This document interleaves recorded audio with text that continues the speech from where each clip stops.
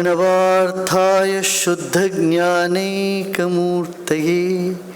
निर्मलाय प्रशान्ताय दक्षिणामूर्तये नमः. ನಮ್ಮ ಕರ್ನಾಟಕದ ಅಚ್ಚುಮೆಚ್ಚಿನ ಮುಖ್ಯಮಂತ್ರಿಗಳಾದ ಮಾನ್ಯ ಯಡಿಯೂರಪ್ಪನವರೇ, ಧರ್ಮದತ್ತಿ ಇಲಾಖೆಯ ಮಂತ್ರಿಗಳಾದ ಶ್ರೀಯುತ ಶ್ರೀನಿವಾಸ ಪೂಜಾರಿ ಅವರೇ, ಮತ್ತು ನಮ್ಮೆಲ್ಲರನ್ನು ಇಷ್ಟೊತ್ತು ಕ್ಯಾಪ್ಟಿವ್ ಆಗಿ ಒಂದು ಆಕರ್ಷಕವಾಗಿ ಕೂರಿಸಿ ನಮ್ಮನ್ನೆಲ್ಲ ಮಾತಾಡಿಸಿ, ನಮ್ಮ ದೇಶಕ್ಕಷ್ಟೇ ಅಲ್ಲ ಇಡೀ ಪ್ರಪಂಚಕ್ಕೆ ಧರ್ಮದ ಒಂದು ನಿಜವಾದ ಲಕ್ಷಣವನ್ನು ನಮ್ಮ ಮುಂದೆ ಇಟ್ಟು ಅದನ್ನು ಹಾಗೆ ಜೀವನದಲ್ಲಿ ನಡೆಸ್ಕೊಂಡು ಬಂದಿರತಕ್ಕಂಥ ನಮ್ಮ ಪರಮ ಪೂಜ್ಯರಾದ ಪದ್ಮವಿಭೂಷಣ್ ವೀರೇಂದ್ರ ಹೆಗ್ಗಡೆ ಅವರು ದೇವಾಲಯಗಳು ಹೇಗಿರಬೇಕು ಅನ್ನೋದನ್ನು ಬರೀ ಮಾತಿನಿಂದ ಅಲ್ಲ, ಅವರು ಕೃತಿಯಿಂದ ಮಾಡಿ ತೋರಿಸಿದ್ದಾರೆ.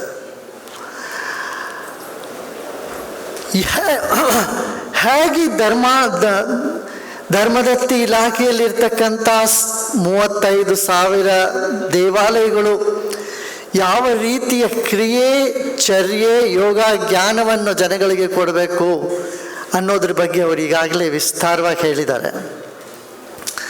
ನಮ್ಮ ಈ ವಿಧಾನಸೌಧದಲ್ಲಿ ಮುಂದೆನೇ ಹಾಕಿದೆ, ಧರ್ಮೋ ರಕ್ಷತಿ ರಕ್ಷಿತಃ ಅಂತ. ಆ ಧರ್ಮವನ್ನು ನಾವು ರಕ್ಷಣೆ ಮಾಡಿದ್ರೆ ಧರ್ಮ ನಮ್ಮನ್ನು ರಕ್ಷಣೆ ಮಾಡುತ್ತೆ. ಧರ್ಮದತ್ತಿ ಇಲಾಖೆಯಿಂದ ಈ ದೇವಸ್ಥಾನಗಳೆಲ್ಲ ಮಾಡಲಿಕ್ಕೆ ಇದೊಂದು ಪುಸ್ತಕವನ್ನು ಹೊರಡಿಸಿ ಈ ಒಳ್ಳೆ ಕಾರ್ಯಕ್ರಮಗಳನ್ನ ಹಾಕ್ಕೊಂಡಿರೋದು ಬಹಳ ಶ್ಲಾಘನೀಯವಾದ ಒಂದು ಕೆಲಸ. ನಮ್ಮ ಕರ್ನಾಟಕದ ವೈಭವವೇ ಮಂದಿರಗಳು, ಗುಡಿಗಳು, ದೇವಸ್ಥಾನಗಳು. ನೋಡಿ, ಇವತ್ತು ಪ್ರಪಂಚದಲ್ಲಿ ನೀವು ಎಲ್ಲೇ ತಿರುಗಿ 2000 ವರ್ಷದ ಮನೆ ಎಲ್ಲೂ ಕಾಣಿಸೋದಿಲ್ಲ. ಆದರೆ 2000 ವರ್ಷದ್ದು, 1000 ವರ್ಷದ್ದು ಅಥವಾ 5000 ವರ್ಷದ ಹಿಂದಿನ ದೇವಾಲಯಗಳಿರ್ತವೆ. ದೇವಾಲಯಗಳು ಶಾಶ್ವತ. ಮನೆಗಳು ಬರ್ತವೆ, ಜನಗಳು ಬಂದ ಹಾಗೆ ಮನೆಗಳು ಹೋಗ್ತವೆ, ಮಿಕ್ಕಿದೆಲ್ಲ ಬರುತ್ತೆ ಹೋಗುತ್ತೆ. ಆದರೆ ದೇವಾಲಯಗಳು ಶಾಶ್ವತ. ಆ ಶಾಶ್ವತವಾದ ದೇವಾಲಯಗಳನ್ನು ಚೆನ್ನಾಗಿ ನಡೆಸ್ಕೊಂಡು ಹೋಗ್ತಕ್ಕಂಥ ಒಂದು ಸೇವೆಯ ಜವಾಬ್ದಾರಿ ನಿಮಗೆಲ್ಲ ಸಿಕ್ಕಿರೋದು ಒಂದು ದೊಡ್ಡ ಭಾಗ್ಯವೇ ಅಂತ ಭಾವಿಸ್ಬೇಕು. ಯಾವ ಕೆಲಸವನ್ನು ನಾವು ಒಂದು ಪವಿತ್ರ ಕಾರ್ಯ ಅಂತ ಅನ್ಕೊಂಡು ಮಾಡ್ತೀವೋ ಅದರಲ್ಲಿ ನಮಗೆ ನಿಜವಾಗ್ಲೂ ಯಶಸ್ಸು ಸಿಗತ್ತೆ, ಅದು ಪೂರ್ಣವಾಗ್ತದೆ, ಕಂಗೊಳಿಸೋ ಹಂಗೆ ಆಗ್ತದೆ ಅದು. ಈ ಕರ್ನಾಟಕದಲ್ಲಿ ಮೊದಲನೇ ಬಾರಿಗೆ ಎಷ್ಟು ಗುಡಿಗಳಿದೆ, ಇಲ್ಲಿ ಸಂಪ್ರದಾಯಗಳು ಏನೇನಿದೆ, ಹಬ್ಬ ಹರಿದಿನಗಳು ಏನು, ಅಲ್ಲಿ ಉತ್ಸವಗಳು, ಜಾತ್ರೆಗಳು, ಈ ವೈಶಿಷ್ಟ್ಯವನ್ನು ಜನಗಳಿಗೆ ತಲುಪಿಸ್ತಕ್ಕೋಸ್ಕರ ಒಂದು ಯೋಜನೆಯಿಂದ ಈ ಪುಸ್ತಕ ತಯಾರಾಗಿದೆ. ಇದೇ ಒಂದು ದೊಡ್ಡ ಹೆಜ್ಜೆ ಆಯಿತು. ಮತ್ತು ಪ್ರಾಚೀನ ದೇವಾಲಯಗಳನ್ನ ಎಷ್ಟೋ ಸಲ ನಾವು ಮರೆತು ಬಿಡ್ತೀವಿ. ಹೊಸ ಹೊಸ ದೇವಸ್ಥಾನಗಳು ಹುಟ್ಕೋತಾ ಇರ್ತವೆ. ನಾವು ಜನಗಳಿಗೆ ಪ್ರೋತ್ಸಾಹ ಕೊಡಬೇಕು. ಜನಗಳನ್ನ ಇನ್ವಾಲ್ವ್ ಮಾಡ್ತಾ ಹೋದರೆ, ಪ್ರತಿಯೊಂದು ದೇವಸ್ಥಾನದಲ್ಲೂ ಹೆಚ್ಚು ಹೆಚ್ಚು ಜನಗಳನ್ನ ಇನ್ವಾಲ್ವ್ ಮಾಡ್ತಾ ಹೋದರೆ ಹೊಸ ಹೊಸ ದೇವಸ್ಥಾನ ಬರೋಕ್ಕೆ ಬದಲು ನಮ್ಮ ಇರ್ತಕ್ಕಂಥ ಒಳ್ಳೆಯ ಹಳೆಯ ದೇವಸ್ಥಾನಗಳಿಗೆ ನಮ್ಮ ವೀರೇಂದ್ರ ಹೆಗ್ಗಡೆ ಅವರು ಹೇಳಿದ ಹಾಗೆ ಅಲ್ಲಿಯ ಸಾನ್ನಿಧ್ಯವನ್ನು ರಕ್ಷಿಸ್ಕೊಳ್ತಕ್ಕಂಥ ಒಂದು ಸದವಕಾಶ ಸಿಗ್ತದೆ. ಜನಗಳಿಗೂ ಅಲ್ಲೇ ಬರೆದು ಅಲ್ಲಿ ಪೂಜೆ ಮಾಡೋದಾಗಲಿ, ಅಲ್ಲಿ ನಮ್ಮ ದೇವಸ್ಥಾನಗಳು ಬರೀ ಒಂದು ಧಾರ್ಮಿಕ ಅಷ್ಟೇ ಅಲ್ಲ, ಸಾಂಸ್ಕೃತಿಕ ಕೇಂದ್ರಗಳು ಆಗಿತ್ತು. ಈಗೇನು ಮಾಡ್ತೀವಿ, ದೇವಸ್ಥಾನದ ಬೇಗ ಬೇಗ ಹೋಗೋದು, ಅಷ್ಟೇ ಬೇಗ ಓಡಿ ಬರೋದು. ನಮ್ಮಲ್ಲಿ ಪದ್ಧತಿನೇ ಇದೆ, ದೇವಸ್ಥಾನಕ್ಕೆ ಹೋದರೆ ಕೂಡ್ದಿರ ಬರ್ಕೂಡ್ದು ಅಂತ. ಅಂದ್ರೇನು, ಅಲ್ಲಿ ಹೋಗಿ ಸ್ವಲ್ಪ ಹೊತ್ತು ಕೂತು ಶಾಂತಿಯಾಗಿ ನೆಮ್ಮದಿಯಾಗಿ ತಮ್ಮ ಮನಸ್ಸನ್ನು ಶಾಂತ ಮಾಡ್ಕೋಬೇಕು ಅಂತ. ಅದು ಇಲ್ದಿರ ನಾವೇನು ಕೂಡೋ ಹಂಗೆ ಕೂತು ಎದ್ದು ಓಡ್ತಾ ಇರ್ತೀವಿ. ನೋಡಿ, ಕೊರೋನಾ ಬಂದು ಜನಗಳಿಗೆ ಇದೊಂದು ಹೇಳ್ತು, ನೀವು ಓಡಬೇಡಿ, ಎಲ್ಲಿ ಹೋಗ್ತೀರಾ, ಎಲ್ಲ ಕೂಡಿ ಒಂದು ಕಡೆ ಅಂತ. ಅದು ಭಗವಂತನೇ ಮಾಡಿದ್ದು ಏನೋ ಅಂತ ಅನ್ನಿಸ್ತದೆ. ಬಾಯಿ ಮುಚ್ಚಿಸಿ ಮನೇಲಿ ಬೀಗ ಹಾಕಿಸಿ ಎಲ್ಲರನ್ನು ಕೂಡ್ಸೋದು ಇದೊಂದು ತಪಸ್ಸಾನೇ ಆಯಿತು. ದೇವಸ್ಥಾನಗಳು ತಪೋಭೂಮಿಯಾಗಿರಬೇಕು. ಎಷ್ಟೋ ಸಲ ನಾವು ನೋಡ್ತೀವಿ ದೇವಾಲಯಗಳ ಜನ, ಅಲ್ಲಿ ಸಿಬ್ಬಂದಿಗಳು ಎಷ್ಟು ಒಂದು ಒತ್ತಡದಿಂದ ಇರ್ತಾರೆ ಅಂತಂದರೆ, ಅವರುಗಳ ವ್ಯವಹಾರದಿಂದ ಜನಗಳಿಗೇನೋ ಭಕ್ತಿಯಿಂದ ಬಂದು ಜನಗಳಿಗೂ ಮನಸ್ಸು ಅಲ್ಗಾಡ್ಬಿಡ್ತದೆ, ಅಲ್ಲಿ ಕೂಗಾಡ್ತಾ ಇರೋದು. ಹೀಗೆ ಮಾಡಿಕೊಡ್ದು ಅಲ್ಲಿ ನಮ್ಮ ಸಿಬ್ಬಂದಿಗಳಿಗೆ, ಪುರೋಹಿತರಿಗೆ ಎಲ್ಲರಿಗೂ ಇದು ನಾವು ಈ ಒಂದು ಪ್ರಶಿಕ್ಷಣವನ್ನು, ತರಬೇತಿಯನ್ನು ಕೊಡ್ತಕ್ಕಂಥ ವಿಷಯ ಬಹಳ ಪ್ರಶಂಸನೀಯವಾದದ್ದು. ಅದು ಅವಶ್ಯಕತೆಯೂ ಇದೆ. ದೇವಾಲಯಗಳನ್ನು ಸ್ವಚ್ಛವಾಗಿಟ್ಕೋಬೇಕು, ಇದು ತುಂಬ ಅವಶ್ಯಕತೆ. ಈಗಾಗಲೇ ನಮ್ಮ ಪೂಜ್ಯ ಹೆಗ್ಡೆಯವರು ಧರ್ಮಾಧಿಕಾರಿಗಳು ಹೇಳಿದ್ದಾರೆ, ಸ್ವಚ್ಛವಾಗಿ ಇಟ್ಕೋಬೇಕು ಅಂತ. ನಾವೇನು ಮಾಡ್ತೀವಿ, ಹಾಲು, ತುಪ್ಪ, ಮೊಸರು ಎಲ್ಲ ದೇವರಿಗೆ ಅಭಿಷೇಕ ಮಾಡ್ತೀವಿ. ಆ ಅಭಿಷೇಕ ಜಲವನ್ನು ಚರಂಡಿಗೆ ಹೋಗ್ಲಿಕ್ಕೆ ಬಿಡ್ತೀವಿ. ನೀವೆಲ್ಲ ನಿಮ್ಮ ನಿಮ್ಮ ಕ್ಷೇತ್ರದಲ್ಲಿರ್ತಕ್ಕಂಥ ದೇವಸ್ಥಾನದಲ್ಲಿ ಏನು ಮಾಡ್ತೀವಿ ಅಂತ ನೋಡ್ರಿ. ಇದು ದೊಡ್ಡ ಪಾಪವೇ ಆಗತ್ತೆ. ಯಾಕೆಂದರೆ ಪಾದೋದಕ ಸ್ವೀಕರಣ ಮಾಡ್ತಕ್ಕಂಥದ್ದು. ನಾವು ಆ ಅಭಿಷೇಕ ಜಲವನ್ನು ತೀರ್ಥವಾಗಿ ಸ್ವೀಕರಣೆ ಮಾಡಬೇಕು ಹೊರತು ಅದು ಚರಂಡಿಗೆ ಹೋಗೋಕೆ ಹಂಗೆ ಬಿಡ್ಕೂಡ್ದು. ಇದಕ್ಕೋಸ್ಕರನೇ ಸೋಮಸೂತ್ರ ನಮ್ಮ ಹಿಂದಿನ ಋಷಿ ಮುನಿಗಳು ಮಾಡಿಟ್ಟಿರೋದು. ಆ ಸೋಮಸೂತ್ರ ಮಾಡಿರೋದು ಯಾಕೆಂದರೆ ಏನು ಅಭಿಷೇಕ ಮಾಡ್ತೇವೆ ಅದನ್ನು ಹಾಗೇ ಪಾತ್ರದಲ್ಲಿ ಹಿಡಿದು ಜನಗಳಿಗೆ ಹಂಚಬೇಕು. ನಮ್ಮಲ್ಲಿ ಈ ಅಭ್ಯಾಸವನ್ನು ನಾವು ಇಟ್ಕೋಬೇಕು. ಮತ್ತು ಅಲ್ಲಿರ್ತಕ್ಕಂಥ ಅರ್ಚಕರು ಶುದ್ಧವಾಗಿರ್ಬೇಕು, ಸ್ವಚ್ಛವಾಗಿರ್ಬೇಕು. ಅವರ ವಸ್ತ್ರಗಳು, ಭೂಷಣಗಳು, ಇವಕ್ಕೆಲ್ಲ ನಿದರ್ಶನ ನಮ್ಮ ಕೊಲ್ಲೂರಾಗಿರಲಿ, ನಮ್ಮ ಉಡುಪಿ ಅಥವಾ ನಮ್ಮ ಧರ್ಮಸ್ಥಳದಲ್ಲಿ ನಾವು ನೋಡ್ಬೋದು. ದಕ್ಷಿಣ ಕನ್ನಡದಲ್ಲಿ ಈ ಸ್ವಚ್ಛತೆಯನ್ನು ಕಾಪಾಡ್ಕೊಂಡು ಬಂದಿದ್ದೇವೆ. ಕರ್ನಾಟಕದಲ್ಲಿ ಬೇರೆ ಪ್ರಾಂತ್ಯಗಳನ್ನ ಹೋಲಿಸಿದಾಗ ಕರ್ನಾಟಕದಲ್ಲಿ ನಾವು ಹೆಚ್ಚು ಸ್ವಚ್ಛತೆಯನ್ನು ಮಾಡ್ತಾ ಇದ್ದೀವಿ. ಅದನ್ನು ನಾವು ನಿಮ್ಮೆಲ್ಲರಿಗೂ ಅದು ನಿಮ್ಮನ್ನು ಶ್ಲಾಘನೀಯವಾದದ್ದೇ. ಕರ್ನಾಟಕದ ಮಂದಿರಗಳು ಎಷ್ಟೋ ಸ್ವಚ್ಛವಾಗಿದೆ ಬೇರೆ ಜಾಗದಲ್ಲಿ ನೋಡಕ್ಕೆ ಹೋದರೆ. ಆದರೆ ಅದನ್ನು ಇನ್ನೂ ನಾವು ಸ್ವಚ್ಛವಾಗಿ ಇಟ್ಕೊಳ್ಳೋಕೆ ಸಾಧ್ಯವಾ ಅಂತ ನಾವು ನೋಡಬೇಕಾಗ್ತದೆ. ನಾವಲ್ಲಿ ಏನು ಮಾಡ್ತೀವಿ, ದೇವಸ್ಥಾನದಲ್ಲಿ ಅಲ್ಲಿ ಒರೆಸಿರೋ ಬಟ್ಟೆನೇ ಅಲ್ಲಿ ಹಾಗೇ ಬಿದ್ದಿರುತ್ತೆ, ಅಲ್ಲಿ ಬಾಳೆಹಣ್ಣು ಸಿಪ್ಪೆ ಬಿದ್ದಿರುತ್ತೆ, ಇಲ್ಲಿ ತೆಂಗಿನಕಾಯಿ ಚಿಪ್ಪು ಬಿದ್ದಿರ್ತದೆ. ಇವೆಲ್ಲ ಇಲ್ದಿರ ಅದನ್ನು ಸ್ವಚ್ಛವಾಗಿ ಇಟ್ಕೋಬೇಕು.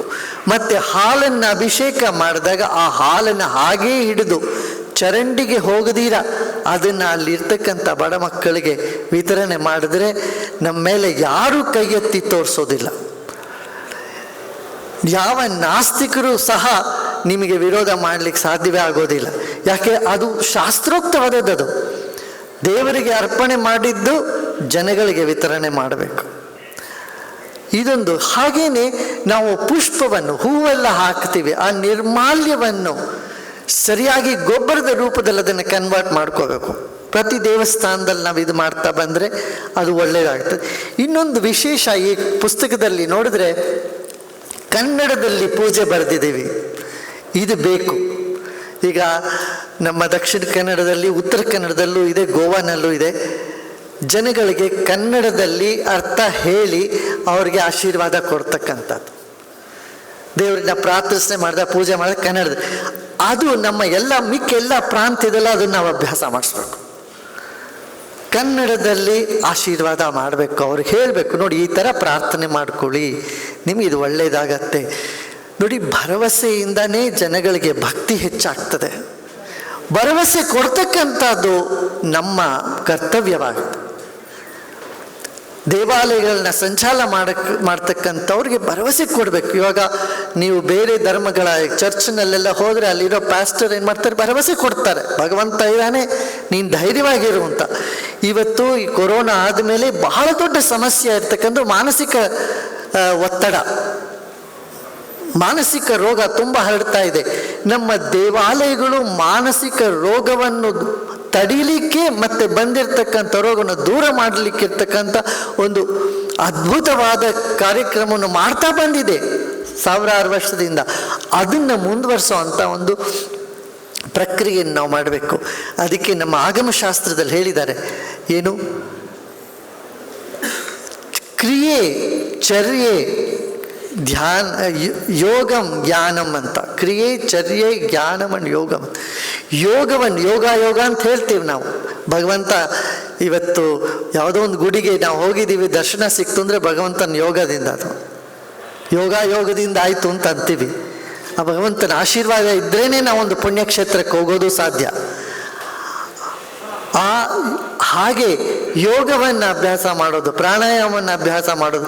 ನಮ್ಮ ಪ್ರಾಕಾರ ಎಲ್ಲ ಅದಕ್ಕೆ ಇದ್ದಿದ್ದು. ದೊಡ್ಡ ದೊಡ್ಡ ಪ್ರಾಕಾರ ಇಟ್ಟಿದ್ದಾರೆ ನೋಡಿ ದೇವಸ್ಥಾನದಲ್ಲಿ. ಅಲ್ಲಿ ಜನ ಕೂತು ಒಂದು 10 ನಿಮಿಷ ಭಜನೆ ಮಾಡಿ, ಕೀರ್ತನೆ ಮಾಡಿ, ಧ್ಯಾನ ಮಾಡಿ ಮುಂದೆ ಹೋಗೋರು. ಇದನ್ನು ನಾವು ಅಳವಡಿಸ್ಕೋಬೇಕು. ನೀವು ರಾಮಕೃಷ್ಣ ಮಠಕ್ಕೆ ಹೋಗಿ ಎಷ್ಟು ಸ್ವಚ್ಛವಾಗಿಟ್ಟಿರ್ತಾರೆ. ಅಲ್ಲಿ ಹೆಂಗೆ ಆರತಿ ಆದರೂ, ಧ್ಯಾನ ಮಾಡಿದ್ರು, ಪೂಜೆ ಮಾಡಿದ್ರು ಒಂದು ಭವ್ಯತೆ ಇರ್ತದೆ. ಆ ಭವ್ಯತೆಯನ್ನು ನಾವು ನಮ್ಮ ದೇವಸ್ಥಾನಗಳಲ್ಲೂ ತರಲಿಕ್ಕೆ ಪ್ರಯತ್ನ ಮಾಡಬೇಕು. ಇದೇ ಅದು ಎಲ್ಲಿ ಲುಪ್ತವಾಗಿದೆಯೋ ಅದನ್ನು ಮತ್ತೆ ಅಲ್ಲಿ ನಾವನ್ನ ಮೇಲೆ ತರಬೇಕಾದದ್ದು ನಮ್ಮ ಕರ್ತವ್ಯವಾಗಿರ್ತದೆ. ಅದರಿಂದ ರಾಜಾಶ್ರಯವಿಲ್ಲದಿದ್ದರೆ ಯಾವ ಧರ್ಮವೂ ಉಳಿಯೋದಿಲ್ಲ. ಈಗ ನಮಗೆ ಆ ರಾಜಾಶ್ರಯ ಸಿಕ್ಕಿದೆ. ಆ ರಾಜಾಶ್ರಯದಿಂದ ಇನ್ನು ಹೆಚ್ಚು ಹೆಚ್ಚು ಧರ್ಮ ವೃದ್ಧಿ ಆಗತ್ತೆ. ಜನಗಳಲ್ಲಿ ಈ ಹಿಂಸಾ ಮನೋಭಾವ, ಹಿಂಸಾ ಪ್ರವೃತ್ತಿ ಇವೆಲ್ಲ ದೂರವಾಗಬೇಕಾದ್ರೆ ಅವರಿಗೆ ದೇವಾಲಯಗಳು ಒಂದು ದೊಡ್ಡ ಕೇಂದ್ರವಾಗಿ ಇರಬಹುದು. ಇವಾಗ ಎಷ್ಟೇ ಸಮಸ್ಯೆಗಳಿದ್ರೂ ಸಹ ಧರ್ಮಸ್ಥಳಕ್ಕೆ ಹೋಗಿ ಅಲ್ಲಿ ಜನ ಕೂತು ತಮ್ಮ ಸಮಸ್ಯೆಗಳನ್ನ ಇತ್ಯರ್ಥ ಮಾಡ್ಕೊಂಡು ಬರ್ತಾರೆ. ಕೋರ್ಟ್ ಮಾಡೋ ಕೆಲಸ ದೇವಾಲಯಗಳು ಮಾಡ್ತಾ ಇತ್ತು ಒಂದ್ಸಲ. ಹಾಗೆ ವ್ಯಕ್ತಿಯಲ್ಲಿ ಇರ್ತಕ್ಕಂಥ ದುಗುಡ ದುಮ್ಮಾನ ದೂರ ಹೋಗಲಿಕ್ಕೆ ದೇವಾಲಯವೇ ಒಂದು ರಸ್ತೆ. ಹಾಗೆ ನಾವು ಪ್ರತಿಯೊಂದು ದೇವಾಲಯವನ್ನು ಒಂದು ಕೌನ್ಸಿಲಿಂಗ್ ಸೆಂಟರ್ ಅಂತ ಕೂಡ ನಾವು ಹೇಳ್ಬೋದು. ಅಲ್ಲಿರ್ತಕ್ಕಂಥ ಅರ್ಚಕರು, 1-2 ಜನ ಎಕ್ಸ್ಟ್ರಾ ಅರ್ಚಕರು ಬೇಕಾದರೂ ಇಡಿ. ಅವರ ಅರ್ಚಕರು ಕೂತಲ್ಲ, ಅವ್ರಿಗೆ ಜ್ಯೋತಿಷ್ಯನೂ ಗೊತ್ತಿರುತ್ತೆ. ಬಂದತನ ಮನುಷ್ಯನ ಕೇಳಿ, ಏನಪ್ಪ ನಿಂದು ಯಾವ ರಾಶಿ, ಯಾವ ನಕ್ಷತ್ರ, ಏನು ನಿಂದು ಏನು ದಶೆ ನಡೀತಾ ಇದೆ ಅಂತ ಅವ್ನು ತಿಳ್ಕೊಂಡು, ನೋಡಿ ನಿನಗೆಲ್ಲ ಸರಿ ಹೋಗುತ್ತೆ, ಇನ್ನೊಂದು 2 ವರ್ಷ ಸ್ವಲ್ಪ ಸುಮ್ಮನಿರು ಅಂತ ಅವನಿಗೊಂದು ಭರವಸೆ ಕೊಟ್ಟರೆ ಅವನ ಜೀವನ ಎಷ್ಟೋ ಉದ್ಧಾರ ಆಗಿಬಿಡ್ತದೆ. ನಮ್ಮ ಧರ್ಮವನ್ನು ಬಿಟ್ಟು ಯಾಕೆ ಜನ ಬೇರೆ ಧರ್ಮಕ್ಕೆ ಹೋಗ್ತಾರೆ ಅಂತಂದರೆ, ಅಲ್ಲಿ ಏನೋ ಒಂಥರ ಆಕರ್ಷಣೆ ಅವ್ರಿಗೆ ಅನ್ನಿಸ್ತದೆ. ಏನು ಅಲ್ಲಿ ಹೋದರೆ ಭಜನೆ ಆಗ್ತದೆ, ಒಂದೇ ಒಂದು ಮಾತು ಹೇಳ್ತಾರೆ, ನೀನು ಅದು ಮಾಡು ಇದು ಮಾಡು, ಏನಿಲ್ಲ, ನೀನೆಲ್ಲ ಪಾಪವನ್ನು ನಾನು ಕಳೀತೀನಿ, ನೀನು ನನಗೆ ಶರಣಾಗು ಅಂತ ಒಂದು ವಾಕ್ಯ ಆ ಬೇರೆ ಧರ್ಮಾವಲಂಬಿಗಳು ಹೇಳ್ತಾ ಜನಗಳಿಗೆ ಅದೊಂಥರ ಇದು ತುಂಬ ಈಸಿ ಆಗಿದೆ, ನಮಗೆ ಇದು ಮಾಡ್ಕೊಬೋದು ಅಂತ ಅನಿಸ್ತದೆ. ನಮ್ಮಲ್ಲೂ ಅದೇ ಮಾತು ಹೇಳಿದ್ದಾನೆ ಭಗವಂತ ಕೃಷ್ಣ ಪರಮಾತ್ಮ. ಅದೇ ಅಹಂ ತ್ವಾಂ ಸರ್ವ ಪಾಪೇಭ್ಯೋ ನಾಶಯಿಷ್ಯಾಮಿ ಮಾ ಶುಚ. ದುಃಖ ಪಡಬೇಡ, ನಾನು ನಿನ್ನೆಲ್ಲ ಪಾಪವನ್ನು ದೂರ ಮಾಡಿ ನಾನು ನಿನಗೆ ಒಳ್ಳೆಯದು ಮಾಡ್ತೀನಿ ಅಂತ ಭಗವಂತ ಕೃಷ್ಣ ಹೇಳಿದೆ. ನಮ್ಮ ಶಾಸ್ತ್ರದಲ್ಲಿ ಇರ್ತಕ್ಕಂಥ ಈ ನೀವು ಪ್ರತಿಯೊಂದು ದೇವಸ್ಥಾನದಲ್ಲೂ ಹಾಕಬೇಕು. ತಮಿಳ್ನಾಡಲ್ಲಿ ಹೋದರೆ ಕಾರ್ತಿಕೇಯನ ಸುಬ್ರಹ್ಮಣ್ಯನ ದೇವಸ್ಥಾನದಲ್ಲಿ ಹಾಕಿರ್ತಾರೆ, ಯಾಮಿರಿಕ್ಕ ಭಯಮೇನ್, ನಾನಿರ್ಬೇಕಾದ್ರೆ ಹೆದರಿಕೆ ಯಾಕೆ ನಿನಗೆ ಅಂತ. ಹೀಗೆ ನಾವು ಚಾಮುಂಡಿ ಬೆಟ್ಟಕ್ಕೆ ಹೋದಾಗ ನೋಡಿ ಅಲ್ಲೆಲ್ಲ ಹಾಕಿರ್ತಾರೆ ನುಡಿ ಮುತ್ತುಗಳು. ದೇವಿ ಹೇಳ್ತಾ ಇದ್ದಾಳೆ, ನಾನಿರ್ಬೇಕಾದ್ರೆ ನಿನಗೇನು ಬೇಕು, ನಿನಗೇನು ಕೊರತೆನೇ ಇಲ್ಲ, ನಾನೆಲ್ಲವನ್ನೂ ನಿನಗೆ ಕೊಡ್ತೀನಿ ಅಂತಕ್ಕಂಥ ದೇವಿಯ ವಾಣಿಯನ್ನು ಅಲ್ಲಿ ಕೇಳ್ತೀವಿ. ಹಾಗೆ ನಮ್ಮ ದುರ್ಗಾ ಸಪ್ತಶತಿಯಲ್ಲಿ ಎಷ್ಟೋ ವಾಣಿಗಳಿದೆ, ಎಷ್ಟೋ ಮಾತು ಹೇಳಿದಾಳೆ ತಾಯಿ. ಇಂಥ ವಾಣಿಗಳನ್ನು ನೀವು ಕನ್ನಡದಲ್ಲಿ ಅಲ್ಲಲ್ಲಿ ದೇವಸ್ಥಾನದ ಮುಂದೆ ಹಾಕಿದ್ರೂ ಸಹ ಅದು ಜನಗಳಿಗೆ ನಮ್ಮ ಧರ್ಮದಲ್ಲಿ ಒಂದು ಆಳವಾದ ಆಸಕ್ತಿಯನ್ನು, ಅಭಿರುಚಿಯನ್ನು ಉಂಟು ಮಾಡ್ತದೆ. ಇದನ್ನೆಲ್ಲ ಇಟ್ಕೊಳ್ಳಿ. ಹೀಗೆ ಆಗಾಗ ದೇವಸ್ಥಾನದ ಸಿಬ್ಬಂದಿ ವರ್ಗವಾಗಿರಲಿ, ಪೂಜಾರಿಗಳಾಗಿರಲಿ, ಅವರಿಗೆ ಸಮಯಕ್ಕೆ ಒಂದೊಂದು ಶಿಬಿರವನ್ನು, 1 ದಿನ 2 ದಿನ 3 ದಿನದ ಶಿಬಿರವನ್ನು, ಯಾಕೆ ನಮ್ಮ ತತ್ವವನ್ನೇ ನಾವು ತಿಳ್ಕೊಂಡಿಲ್ಲ. ನಮ್ಮಲ್ಲಿ 36 ತತ್ವಗಳಿದೆ. ಆ 36 ತತ್ವಗಳು ಏನು ಅನ್ನೋದನ್ನೇ ನಾವು ತಿಳ್ಕೊಂಡಿಲ್ಲ. ಅದನ್ನೆಲ್ಲ ಆ ತತ್ವ ಜ್ಞಾನವನ್ನು ಆಚಾರ್ಯರಿದ್ದಾರೆ, ಪಂಡಿತರಿದ್ದಾರೆ, ವಿದ್ವಾಂಸರಿದ್ದಾರೆ, ಅವರ ಮೂಲಕ ನಮ್ಮ ಪೂಜಾರಿಗಳಿಗೆ ಸರಳವಾದ ಭಾಷೆಯಲ್ಲಿ ಸರಳವಾಗಿ ತಿಳುವಳಿಕೆ ಹೇಳ್ತಕ್ಕಂಥ ಒಂದು ಟ್ರೈನಿಂಗ್ ಮಾಡೋದು ಬಹಳ ಅವಶ್ಯಕ ಅಂತ ನಾನು ಭಾವಿಸ್ತೀನಿ. ಹೀಗೆ ಮಾಡೋದ್ರಿಂದ ಏನಾಗತ್ತೆ, ಯಾರೇ ಒಬ್ಬರು ಹೋದರೂ ಕೂಡ ದೇವಸ್ಥಾನಕ್ಕೆ ಅವರು ದೇವಸ್ಥಾನದಿಂದ ಹೊರಬೇಕಾದ್ರೆ ಅವರ ಭಕ್ತಿ ಇನ್ನೂ ಹೆಚ್ಚು ಉಮ್ಮಡಿಸಿ ಬರಬೇಕು. ಅಲ್ಲಿಂದ ಬರ್ತಾ ಕಣ್ಣಲ್ಲಿ ನೀರಿರಬೇಕು, ಕೈಯಲ್ಲಿ ತೀರ್ಥ ತಗೊಳ್ಬೇಕು, ಕಣ್ಣಲ್ಲಿ ನೀರು ಬಿಡಬೇಕು. ಹಂಗಿದ್ರೆ ಆ ದೇವಸ್ಥಾನ ನಿಜವಾಗಲಿ ಒಂದು ಸಾನ್ನಿಧ್ಯವನ್ನು ಭಗವಂತ ಅಲ್ಲೇ ಇರ್ತಾನೆ, ಆ ಸಾನ್ನಿಧ್ಯವನ್ನು ನಾವು ಅನುಭವಿಸಲೂಬಹುದು. ಹೀಗೆ ನಾವು ಇದನ್ನು ಮಾಡೋಣ.